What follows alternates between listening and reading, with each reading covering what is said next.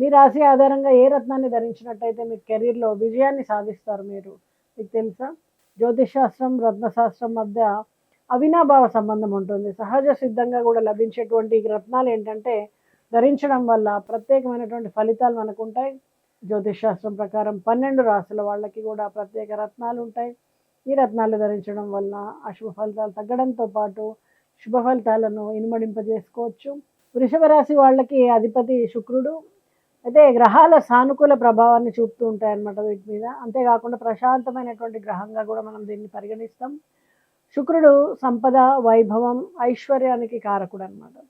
శుక్రుడి నుంచి సానుకూలమైనటువంటి ఫలితాలు పొందడానికి డైమండ్‌ని ధరించాలి. శుక్రుడు బలహీనంగా ఉన్నప్పుడు ఏంటంటే వ్యక్తుల జీవితంలో గూడా విజయవంతం కాలేరు వాళ్ళు. ఎప్పుడు గూడా ఇబ్బందులను ఎదుర్కొంటూ ఉంటారు.